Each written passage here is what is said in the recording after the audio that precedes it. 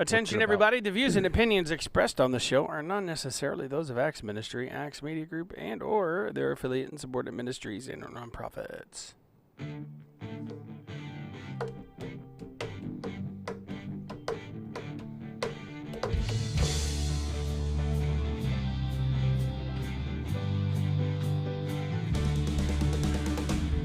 Good morning! Coming to you live from Axe Media Group headquarters. Here in the beautiful Springfield, Missouri, it's The Morning Drive with Matt and Jay with your host, Matt and Jay. And nobody else is here with us today. Aw. Been a while since we've been by ourselves over here. It has been. Wonder how this is going to turn out. Probably as good as it always is, which is pretty good, I have to say. Because we're awesome like that, you and I. Yes. It's good coffee, Jay. Thank you. 3 hours of sleep and a 12-hour shift, coffee is needed.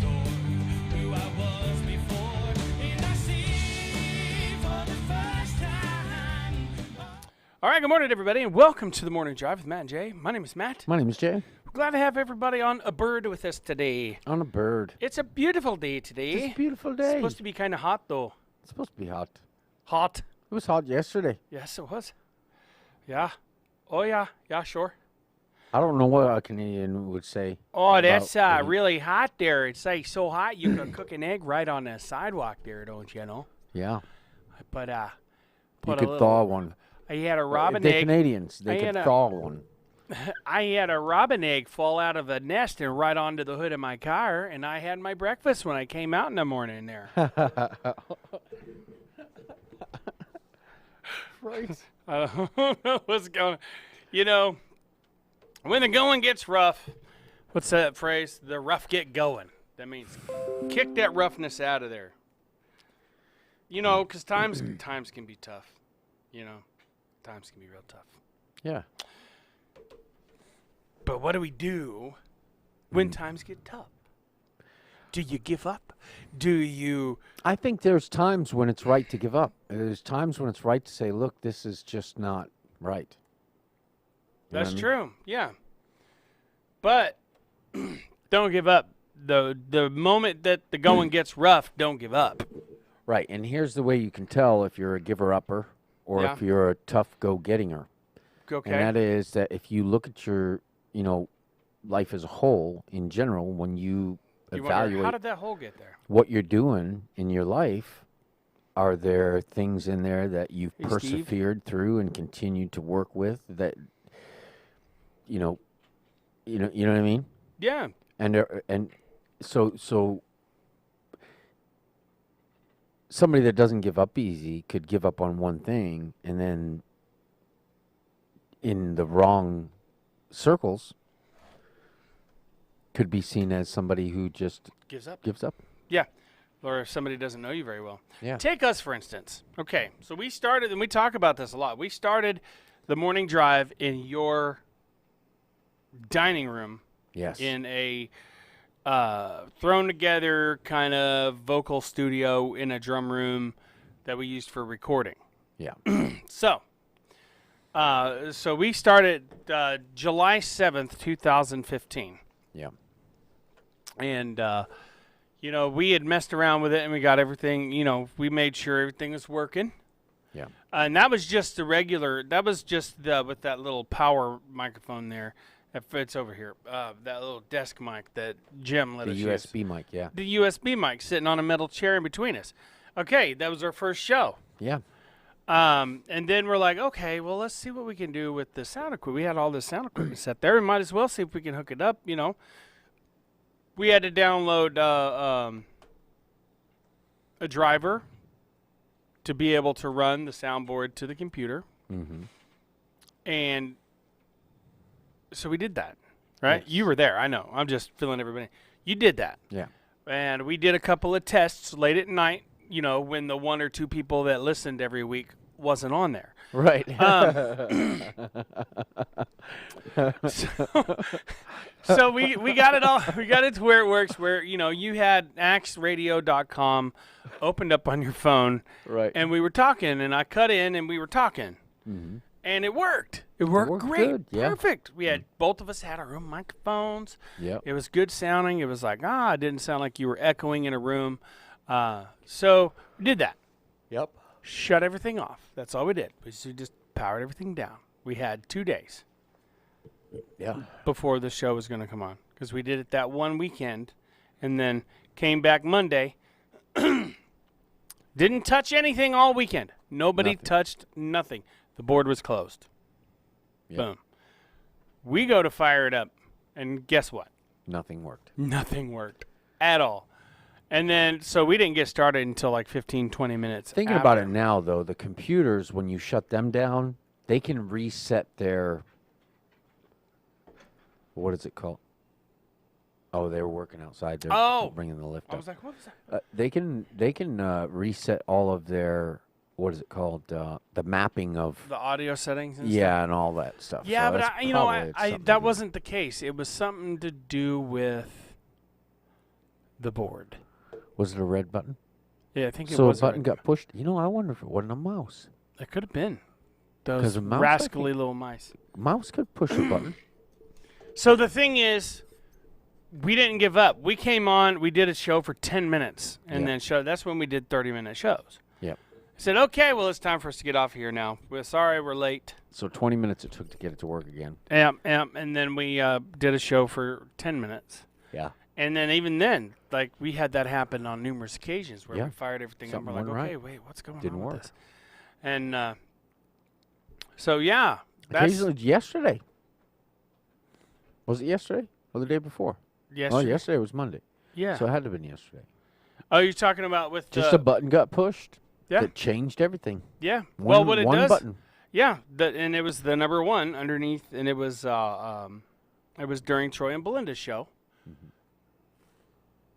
They can't see that. The people can't see that, but it's like, wait a minute, what is that? Anyways, Troy and Belinda, he had hit the number one underneath his logo. Yeah. Quite on accident, but what that does is that pulls that slide as an overlay over everything on that screen. It was a full-page slide. It was a full page. So I'm sitting there going, why is this not merging? I'm like, what's going on? What's going on? It is merging. And then I looked and I saw the little green one. I'm like, I wonder. And I clicked it and it came off. But that was like in the middle of, during the show. Yeah. And training people is a difficult process. This is the first time I've tried to train anybody doing this. Yeah. And it is, there's a lot to this. Yeah.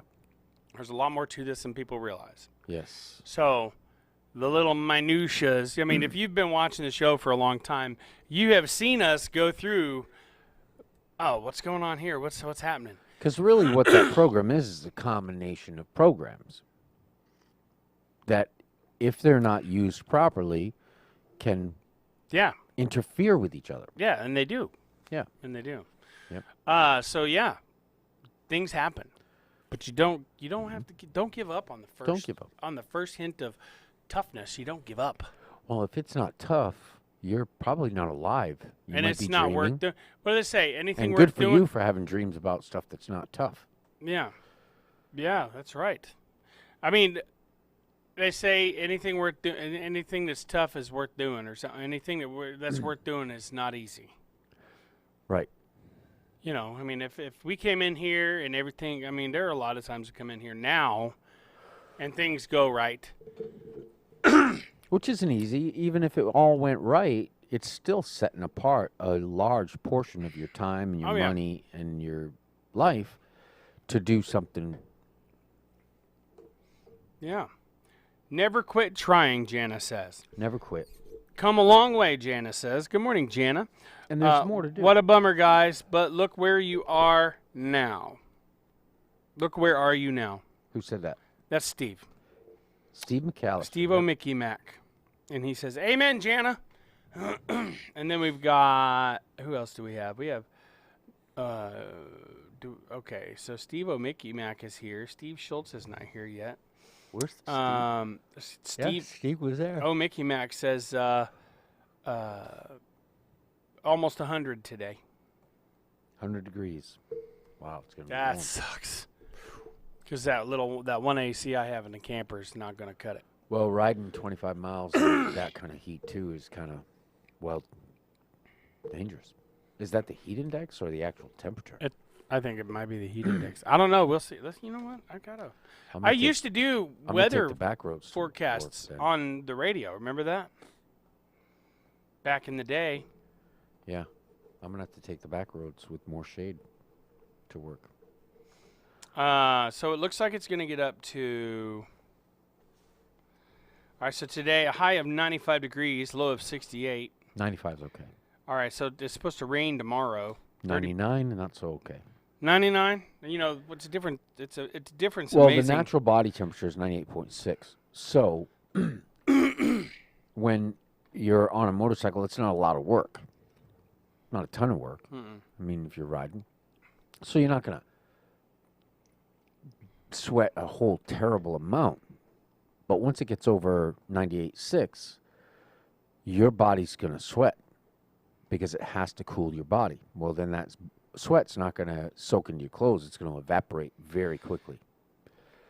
So then you overheat. The humidity level is going to be bad, too. And 100 degrees. 72%. It's like, yeah, it's like blasting a body temperature. All right, so it looks like Wednesday, a high of 95 with a low of 68, followed by Wednesday. Did I say Wednesday? Wednesday, high of 91 with a low of 72. And then, of course, there's a 30% chance of precipitation that day, followed by Thursday, a 20% chance of thunderstorms and precipitation that day. 90 degrees is a high, 70 is a low. Starting your weekend, Friday, with a high of 84, low of 70. That sounds like it's going to be great. There's also going to be a 80% chance of some precipitation that day. And then, of course, going into Saturday, 88 for a high, 64 for a low. So going into the weekend, the temperatures are going to drop a little bit, and there's going to be a higher potential for some thunderstorms and some rain, which is great. We need the rain really bad. Right now, the humidity, it can't be 95 degrees right now. No, it's not that hot now. Humidity level at the moment is 44%. The UV index is 9 of 10, so that means it's going to be high. Means where it happened to go out. Sunrise was at 6:38. Of course, sunset's going to be around 7:50 p.m. Now, Tuesday night is going to be down to about 69 degrees, which is a perfect temperature for me anyways. 68, 69, somewhere around there with the 10% precipitation. And, the wind's going to be blowing about southeast, about 6 miles per hour. That's clear skies. Humidity is going to be 66%. Of course, at night, the UV index is pretty low because there's no sun there. Right. Moonrise at 2:03 p.m. 2:03 p.m. That's weird. Yeah, during the day. But it looks like it's going to start hovering around the mid to upper 80s for a while after that. So hopefully we'll be jumping right into fall here before too long. Well, August, September. Because I'm not seeing We're right in the middle of summer, aren't we? I think today is going to be the last day of 90-degree weather. And it looks like, 89 on Thursday, 84 on Friday. But the temperatures are going to start dropping. Of course, then they're planning on going back up on the 3rd. Sounds like a good week to go swimming. I think creek. I think, we need a creek around here. That's what we need. Kid, you think they'd be mad if we filled up the I think they had to shut the fountain down in front of the building here. I think you have to get pretty far away from civilization to get to a creek. To get into a creek or a stream that's clean. Yeah, that's clean. I think probably they're probably cleaner now than they have been. Because we went those months without anybody doing anything, without anybody going anywhere. Yeah. So, there was somebody, I saw a picture of, what's that? I'm talking about cattle and, septic leaching and groundwater. He said actual temp is supposed to be pollution. 99 there in Branson. Branson's weird though. Their weather patterns are weird. Like during the ice storm of 2007. Yeah, it was 2007 was when that bad ice storm was. You know, all the power was down in Springfield, and we had to leave. We had to go. We drove to Branson to stay in a hotel there because every other hotel anywhere even nearby was booked up completely. Obviously, everybody was trying to get indoors. Yep. But we got out there, okay. There was a point between Ozark and Branson where it stopped icing, and all of a sudden there's no ice. It's just rain everywhere. Right. So Branson didn't have any ice. All they had was cold rain. That's one thing that's great about the mountains and the foothills is that they affect weather patterns so much that you can't, unless you're very familiar with them, you don't know what you're in for. Like the next bend and the next valley are a complete surprise. It's not like about traveling. Now, you're on a motorcycle, so Yes. you enjoy the adventure of not knowing the curves. Yes. If you know the curves, it's not as much fun, huh? That depends. I think. Depends. Well, I mean, you're an adventurous spirit. There's a lot to enjoy, though. So yeah. So if you're not familiar with it, you can take it slow and enjoy the scenery, and then get familiar with the road. Yeah. Then once you're familiar with the road and you're familiar with the scenery, going a little bit faster is kind of part of the thrill.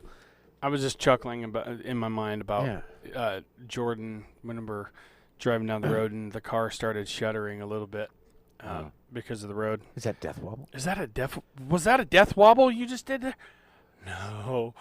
No, that's on motorcycles. But you know, I'm not on two wheels. I'm on four. Yeah. Death wobbles are called a death wobble for a reason. Explain a death wobble to us, Jay. A death wobble is when the geometry of the vehicle is out. So the forces that that are involved in a traveling vehicle start to work against each other and make it difficult to control the vehicle. It starts to shake and wobble. What do you do if you go into a death wobble? You should release a little bit of your grip. It depends on what you're. I imagine it doesn't matter what you're driving. Supposed to speed up? Well, what happens is even though those forces are working against each other, most of the time they're equal and opposite forces. So they're going to pull each other back and forth, but neither of them will have the overwhelming power to really change the vehicle's direction or anything, unless you actually have something break off the vehicle. So they'll pull each other back and forth, and so you release your grip on the handle or the steering, and slow down, right? And they'll correct. They'll correct each other.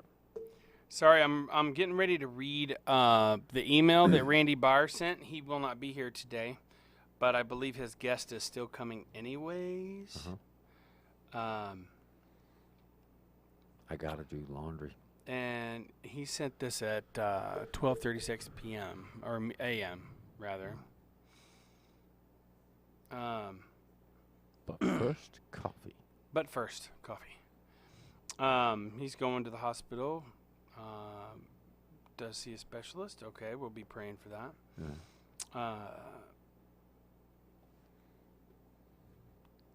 Or maybe Matt wants. I'm hoping.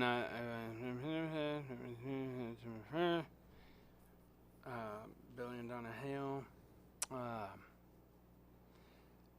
Okay, so we're supposed to. I guess I'm supposed to ask him questions about where he grew up and stuff like that. And So, yeah, I mean, I can stay and do it. I've got my shirt. I've only worn my shirt once. I got everything else I need. Well, except socks. I could stop and buy some socks, I guess. I do. I'm glad I'm not the only one that does that. What? Like, okay, so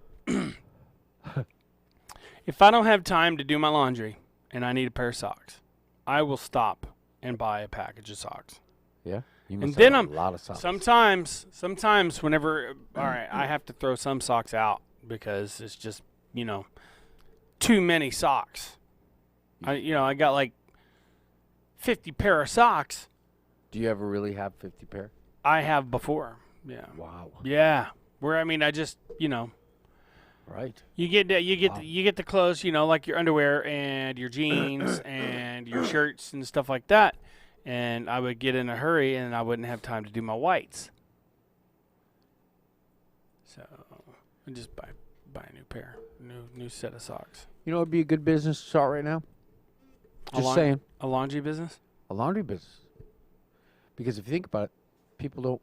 So change right now is at a shortage. Yeah. If you're going to go to the laundromat, what does it take? Change. Yep, especially quarters. So a laundry service. They've got dollar bill slips now on them. No, not all of them. No. Not many of them, actually. The one I went to was super fancy schmancy. It had like quadruple loaders. Well, that takes also electronics. So with the problems that we're having with metal right now, getting metal, all those stockpiles of metal dwindling, and we can't get more imported because most of it comes from China. So I bet you steel scrapping is going to go up. I don't know, because they're going to have to redo all of the supply lines for that, because all of those things right now are scheduled, and all of the railroads are mapped out to the coasts to load that stuff on ships, send it back to China. And then they send us. So now they're going to have to, they can't just say, oh, well, you're not going to go to the coast now, you're going to go to this foundry in the United States. Then they have to rearrange all the railroad tracks from here to there. Which all have steel. All the traffic that's already regularly scheduled on those tracks and fit this one in that's not necessarily going in the normal directions. Can't they pull off the track and just go down the road? I mean, seems like it's they call that a derailment. They do, but that usually a derailment doesn't get where it's going on the same vehicle and has to be changed to another vehicle. Oh, okay. Well, I mean, so the best way to do that is to pull into some place and then put it on vehicles. Yeah. But that's a lot of steel. That is a lot of steel. That's a lot of precious metals. That's heavy metals. And I'm not talking like... What do they call them? Semiconductors. Semiconductors. Yeah. Like copper, I'm pretty sure will be worth as much as gold almost. Well, certain metals have certain ohms of resistance. So if you're going to set up a computer to work and function properly, those micro devices, those little tiny pieces and bits inside your computer, all made up of specific metals that are designed gold, to platinum, reduce or amplify the amount of power that's going through it, so that it can make ones and zeros. Yeah, those guys that do that computer recycling thing, that is one heck of a deal. Yeah. Because they use chemicals to draw out the precious metals. And like you have like 100 computers and you do that, you're going to get like an ounce of pure gold and like so many grams of platinum. Or semi-precious metals. Yeah, aluminum, tin. Well, because alloys, I think, are one of the ways that they... So not the ceramic. wires that carry it so precious cleanly. Metal, right? So gold they use to allow the power to travel cleanly through the circuit board. Pure. But then those little devices inside the computer, those are semiconductors and alloys that regulate, change, temperature and all that stuff. Is all regulated through that. I don't even know how it works. I saw a guy cooking a tiny, like little bitty steak on his processor, on his motherboard. Really? Yeah, little processor. Now, did he carve it to look like a steak? It looked like just a little tiny piece of cube steak. A little tiny piece of meat. And I mean, he had the camera zoomed in enough that it should have carved it like a T-bone. It looked like a huge steak on a huge like processor. The way the camera was, but but then he brought in like the tongs and you could see his fingers and they were like way massive. Right. So you're like, okay, the processor's but a couple inches. Yeah. Right, and he had a little piece of meat on there sizzling. Sounds like cooked it, flipped it, put it up on its side, a little tiny piece of steak. So is that processed steak? I guess so. I guess so. It's a complicated process. Yeah. But that, all of your stuff in there gets that hot. Yeah. That's why these gamer computers that they have are liquid cooled. They are really cool looking. Some of them are, what is it? Freon cooled. I haven't seen the Freon cold ones yet. Well, they run, Freon like over the. I've seen the ones that it looks like they have the different colored fluids and they like run alcohol through it and stuff. Oh yeah. You know. Oh, is it time? You Feingold School, and Jay. Just you and Jay. Oh. Steve Schultz. Okay. I think it says you're fine. Old school, just you and Jay. I think that's what he meant by that. Good morning, Steve Schultz. Yeah. Well, welcome to the partay. Steve-O Mickey Mac says he does the same thing in regards to the socks. Does he? Yeah. I mean, you could. All right. So I remember there was a movie. I think was it Death Wish, the old Death Wish with Charles Bronson, where he got 2 rolls of quarters and put them in a sock, and that was his weapon until he got the big old like 357 Magnum. I don't remember that movie, but I remember watching it when I was young, but I never really watched it twice. Yeah, it's pretty rough. Pretty graphic. The new one with Street Bruce Justice, Willis. Vigilantism. Yeah, that was a big deal back in the 80s. Yeah. Vengeance movies was all the rage back then. Well, wasn't Charles Bronson in the 70s? Yeah, but those movies were And made so those movies were in the 80s. Death Wish.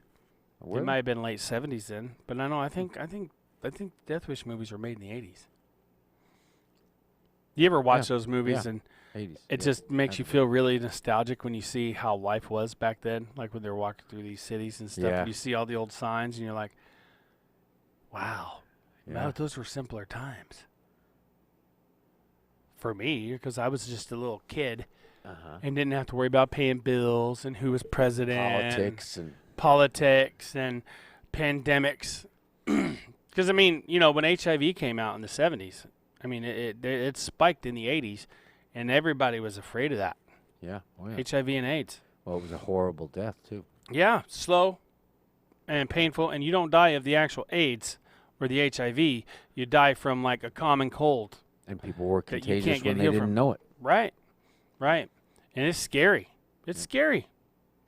Now we got the good old COVID-19. That's the deal of the year. I do think like people keep coming up with all these different things that's going on in 2020, and then they have that Crunk from The Emperor's New Groove.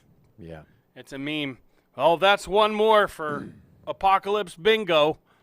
Yeah. You know, that's where I got that from. Right. It's like, hey, we got murder hornets. Oh, that's one more for Apocalypse Bingo. Yeah. And then, tsunamis and earthquakes and volcano eruptions and bombs and just... There was some pretty heavy things that went on throughout history that, even the Cold in my War. lifetime. The Cold War. Cold War ended in my lifetime.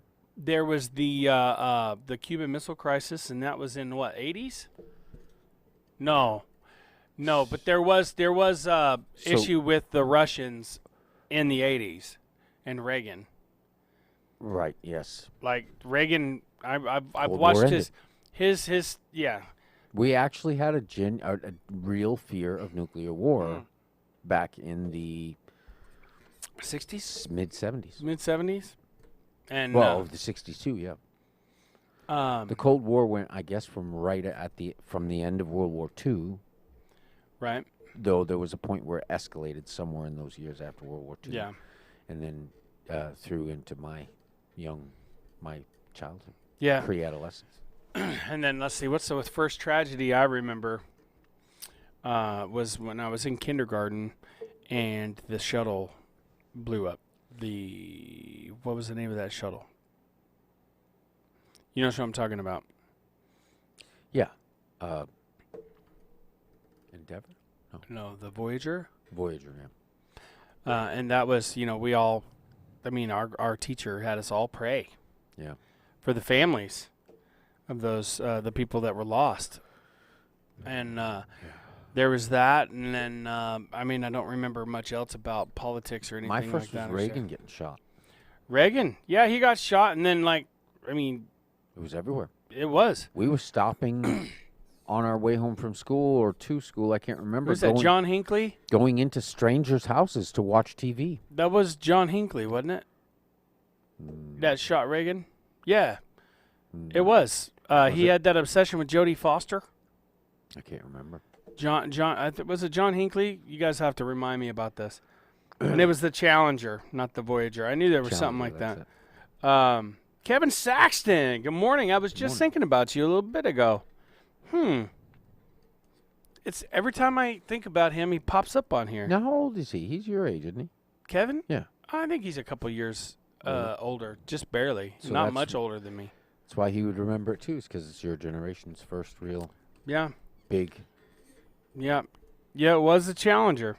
No, I think I remember. Okay, so 69 was they walked on the moon, and that was when I was born. So that was a pretty big deal that I was aware of growing up. The moonwalk was pretty popular in the 80s, too. Yeah. MTV. Yeah. Oh, yeah, yeah. That's back whenever they're used to event, though. That's not really that. I mean, that's back whenever they actually had music on MTV.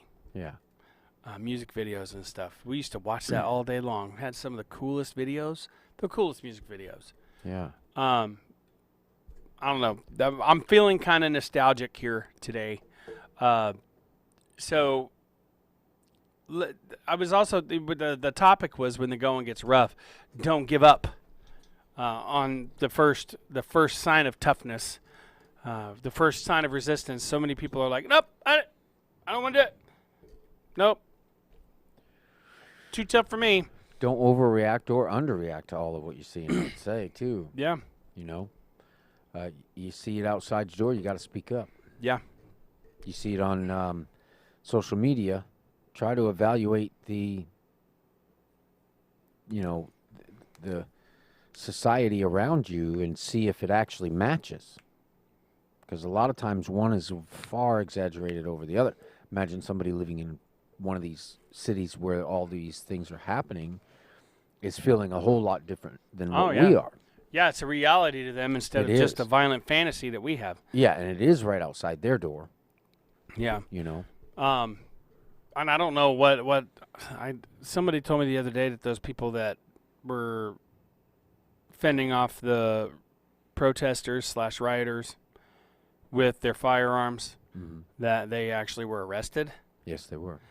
But of course, they weren't. They did nothing that they were supposed to do. Like as far as like tactically and gun safety, they didn't know anything about. Yeah, was that they just basically probably went out and bought some guns for their prestige and for the idea that they could protect themselves if they had to using them, but had no real gun training or tactic training. Like I think the only time in Missouri, if someone breaks, I need to look at. From my understanding, if someone breaks into your house and you feel like your life is threatened, you have the right to defend yourself. Yeah. I think if you announce, "Hey, this is my house. I'm here. You need to stop," and they continue to try, your life's in danger. Yeah, absolutely. Absolutely, yeah. That's an imminent threat. They get in, you're in trouble. Yeah, but I don't think they considered those people's lives in danger because nobody had weapons that were shown. They weren't being threatened. I disagree. I've been beat up without weapons. You disagree? And I can tell you right now, a mob beating you up. Where was that at, anyways? Is very dangerous. You could die easily. Where was that at? Was that in a city with strict gun control laws? I think it was. I can't remember. I think it was Washington. Washington? Yeah, they have pretty strict gun laws there. It might have been. I don't know. It may have been. I don't really know. I can't remember, and I shouldn't say. I shouldn't either. You know. But I did see the video, and they were definitely doing pretty much everything wrong. If you're going to get a gun and you're on your own and it's just you, learn to use it. Get gun safety training. Yeah. If you make a friend who has a gun, and you guys are going to be using guns together, learn some tactical training. Yep. We talked about this before, too. Yeah. You know, back to back. That was their error. Not protecting themselves because they should have. But not understanding gun safety and having no tactical training. Yeah. That was where they. Well, and I don't know what the result of them And being they really arrested made was. gun owners look bad. Yeah. Oh, I'm yeah. one of those. I have no tactical training. Yeah, but you have forethought. I have hindsight usually. Well, we all have hindsight. Yeah. But you're a pretty fart smeller, so you know. Try to be. I'm pretty sure. And it doesn't hurt to work out these things. Well, sure. Draw out a plan of action. Yeah. If you're gonna talk about, okay, if somebody comes up and they are threatening me, go to a place, like have a designated fallback point. Practice movements with guns. Yeah. Because it's one thing to know never point a gun at somebody unless you're going to shoot it. Yeah.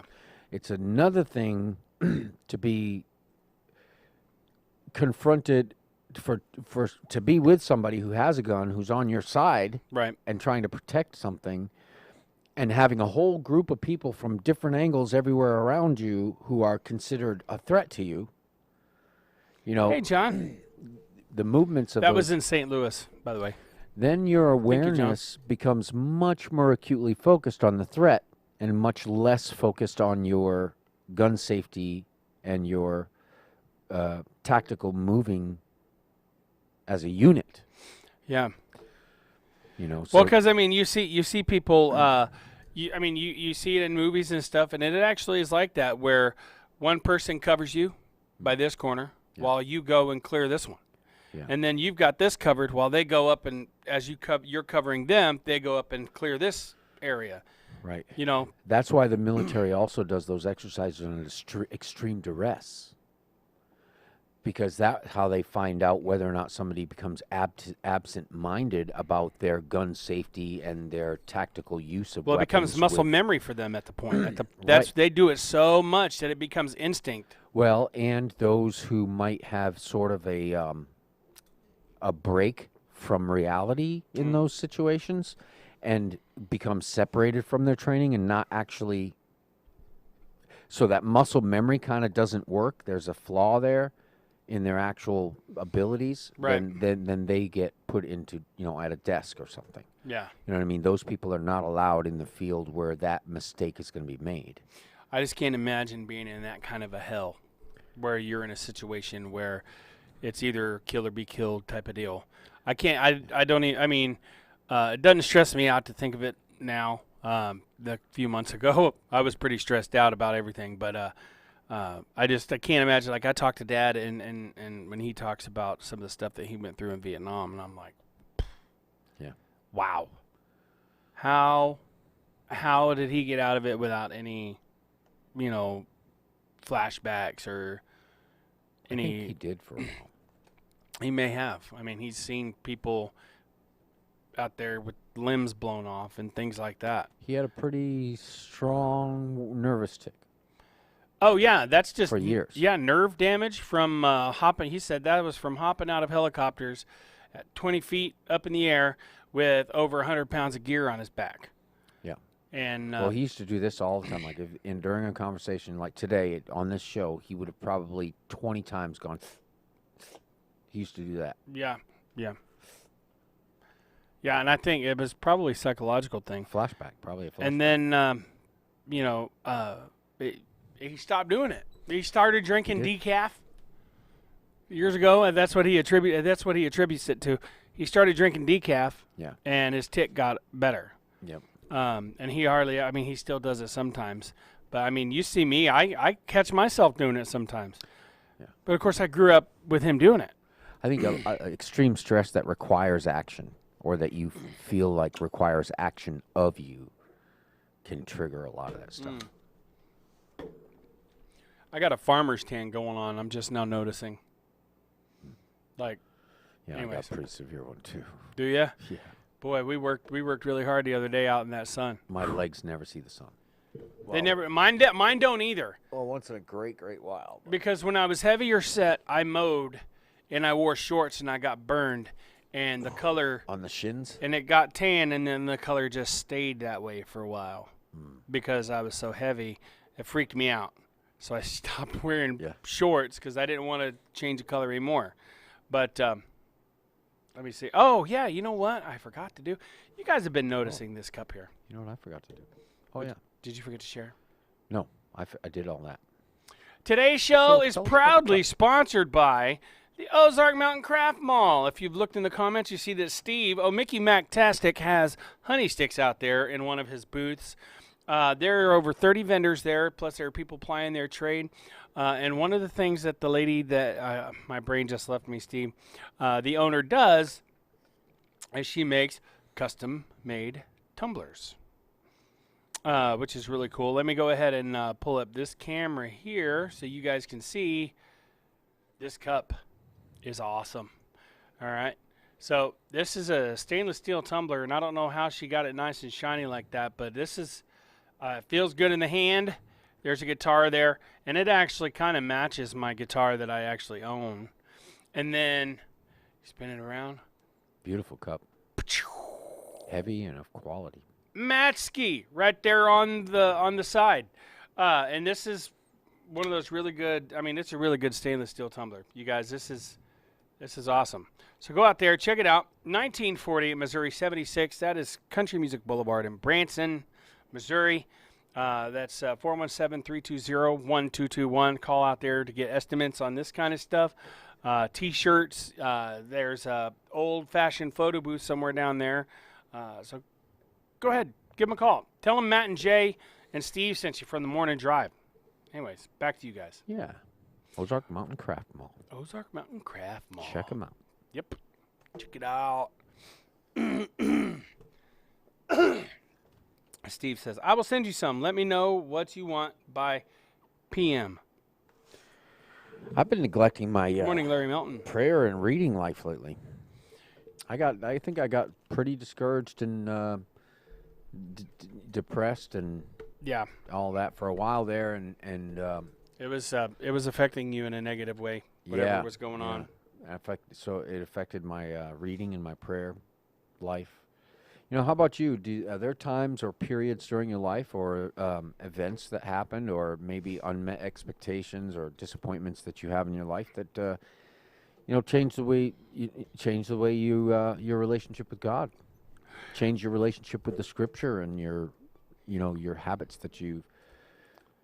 I mean, if somebody tells you that there's not a situation, there's never been a situation in their life like that, then they're probably not being honest with themselves. Yeah. Jackie Scott is calling me. Really? I think she forgot I was on the show. On the show at Matt McMoment. I'm weird. Steve's Honey Sticks are in. You mentioned that, right? Yes, I did. I mentioned that. The Ozark he's got a booth out there. So yeah, he's got habanero honey sticks. All kinds. All kinds. How many did you get, Steve? There's a bunch of them there. I think he said 50 different kinds or something like that. Some big amount. Large. Well, I had a dream about his honey sticks in jars, and they were like those old, flip down jar. They were the clear jars with the flip down lid that has the little metal latch on it and it's got the seal on it. But they were just like open, and then there they were, and it was just a split second dream, like that. I don't know. Yeah, even faster. It's amazing that dreams are literally like that. They happen so fast. Yeah, and your brain processes them and slows them down, changes your perception. But those honey sticks will change your perception of deliciousness. I don't know if that's true or not, but who doesn't like honey? Don't they usually occur during transitions through to different levels of sleep? Oh, well, actually, that's so it starts in REM, which stands for rapid eye movement. And the reason they call it that is because underneath an electroencephalograph or an EEG, your brain function shows like you're awake, but you're actually still asleep, and your eyes are moving back and forth on account of the dream. You're looking around in your dream. And then you go into sleep level 1, and then sleep level 2, 3, and hopefully 4. If you get to level 4 sleep, you only need a couple hours. Really? But then it has to back the process up and go back to where it ends with rapid eye movement, REM, the dream state. And that's basically while your brain is rebooting, that's more like a screensaver type of deal for your brain. It helps to reboot what your brain is doing. Yeah. And they say you can't dream, and like if you get behind, you're supposed to have a certain amount of dream time, and if you don't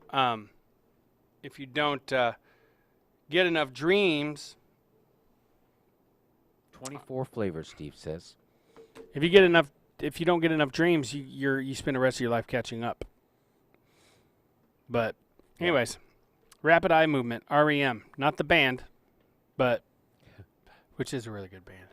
It was, yeah. Which is really ironic. Are they still a band? Yeah. One time I fell asleep on the couch while my brother was watching an REM concert on the television, and it came through in my dreams.